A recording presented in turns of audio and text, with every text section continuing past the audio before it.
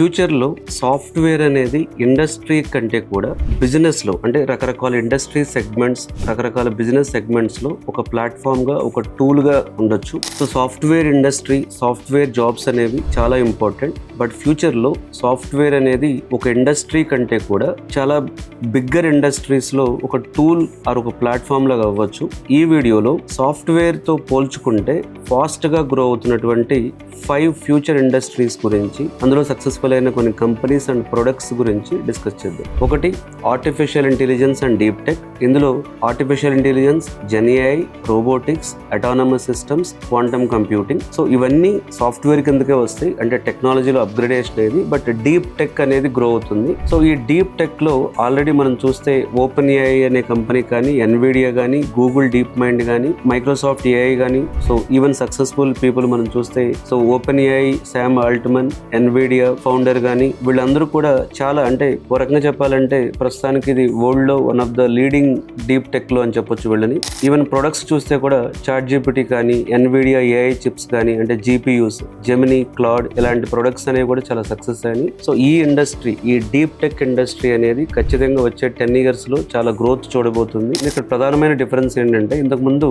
Software systems build చేయడానికి code రాసేవాళ్ళు, ఇప్పుడు ఏఐ సిస్టమ్స్ బిల్డ్ చేయడానికి కోడ్ రాస్తున్నారు. ఫ్యూచర్ లో కోడింగ్ ఒకటే సరిపోదు, ఏఐ సిస్టమ్స్ ని బిల్డ్ చేసేటటువంటి స్కిల్స్ ఉంటే మీకు డిమాండ్ అనేది ఇంకా గ్రో అవుతుంది.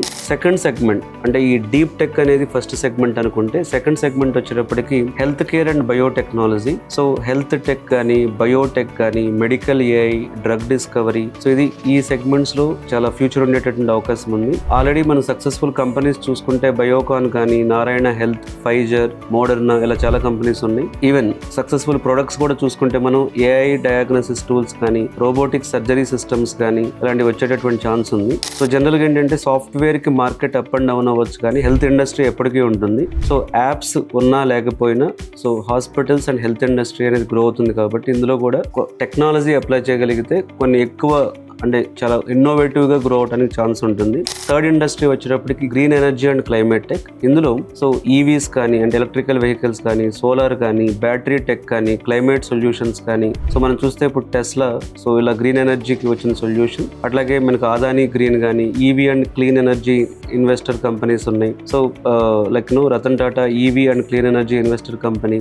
So Tesla, so Tata power, BYD ఇలాంటివన్నీ కూడా గ్రీన్ ఎనర్జీకి వచ్చిన కంపెనీస్ ఇవి. సో ఇందులో ప్రొడక్ట్స్ మనం చూసుకుంటే ఎలక్ట్రిక్ వెహికల్స్ కానీ, సోలార్ ప్యానల్స్ కానీ, బ్యాటరీ స్టోరేజ్ సిస్టమ్స్ అనేవి. గవర్నమెంట్ డెఫినెట్ గా, సో మీరు గవర్నమెంట్స్ చూస్తే ప్రపంచంలో ఏ గవర్నమెంట్ అయినా సరే they are forcing to green shift. So climate tech అనేది ఫ్యూచర్ లో ఆప్షనల్ కాదు, it is going to be compulsory kind of a thing. So green energy అనేది ఒక ట్రెండ్ కాదు, ప్రజెంట్ ఇట్ ఒక మ్యాండేటరీ సిస్టమ్ అయిపోయింది. సో గ్రీన్ ఎనర్జీలో కూడా ఇంజనీర్స్ కి చాలా అవకాశం ఉంది. మీ దగ్గర ఇన్నోవేటివ్ సొల్యూషన్స్ ఉంటే, స్టార్ట్అప్స్ పెట్టాలి అనుకుంటే మీరు బీటెక్ లో ఉన్నప్పుడు కూడా గ్రీన్ ఎనర్జీ వైపు మీరు థింక్ చేయొచ్చు. అలాగే ఫోర్త్ ఇండస్ట్రీ వచ్చేటప్పటికి advanced manufacturing and semiconducting industry అని చెప్పొచ్చు మనం. సో ఇందులో చిప్స్ కానీ, రోబోటిక్ మ్యానుఫ్యాక్చరింగ్ కానీ, ఇండస్ట్రీ 4.0. సో మనం చూస్తే ఎన్విడియా గ్రో అయింది, AMD, TSMC, ఇంటెల్ ఇలాంటి కంపెనీస్ ఇందులో ప్లేయర్స్ గా ఉన్నాయి. వీళ్ళ ప్రొడక్ట్స్ వచ్చేటప్పటికి సెమీ కండక్టర్స్ కానీ, ఏఐ చిప్స్ కానీ, ఇండస్ట్రియల్ రోబోట్స్ కానీ చేస్తున్నారు. సో ప్రజెంట్ ఏంటంటే నో చిప్స్ అంటే almost no AI. No AI is equal to no software. ఇప్పుడు every future tech needs hardware. So కాబట్టి ఫ్యూచర్ లో హైయెస్ట్ పవర్ చిప్స్ డిజైన్ అనేది ఉంది. అంటే జనరల్ గా ఇండస్ట్రీ స్టాండర్డ్ కి మించి ఈ semi conductor industry, chips industry, so manufacturing అంటే సెమీ కండక్టర్ మ్యానుఫ్యాక్చరింగ్ ఇండస్ట్రీ అనేది వాళ్ళకున్న ఇండస్ట్రీ ట్రెండ్స్ కి మించి, ఇండస్ట్రీ ఎక్స్పెక్టేషన్స్ మించి గ్రో అవుతుంది. కాబట్టి ఇందులో కూడా కెరీర్ అవకాశాలకి, లేకపోతే కొత్తగా స్టార్ట్అప్స్ పెట్టాలనుకున్న వాళ్ళకి, ఇన్నోవేషన్ తో ఏదైనా చేయాలనుకున్న వాళ్ళకి చాలా అవకాశం ఉంది. ఇకపోతే ఫిఫ్త్ ఇండస్ట్రీ వచ్చేటప్పటికి space, defence and strategic technologies. అంటే స్పేస్ టెక్ కావచ్చు, డిఫెన్స్ టెక్ కావచ్చు, డ్రోన్స్ కావచ్చు, శాటిలైట్స్ కావచ్చు. మీరు చూస్తే ఎలాన్ మస్క్ స్పేస్ ఎక్స్ కానీ, లేకపోతే ఇస్రో కానీ, బ్లూ ఆరిజిన్ కానీ, ఇవన్నీ కూడా స్పేస్ టెక్నాలజీలో గ్రో అవుతుంది. వాళ్ళ ప్రొడక్ట్స్ మీరు రాకెట్స్ కానీ, శాటిలైట్స్ కానీ, డ్రోన్స్ కానీ, మిసైల్ డిఫెన్స్ సిస్టమ్స్ కానీ, ఇవన్నీ వీటికి కూడా చాలా గ్రోత్ ఉంది. Space technology is going to be the future అని చెప్పొచ్చు మనం.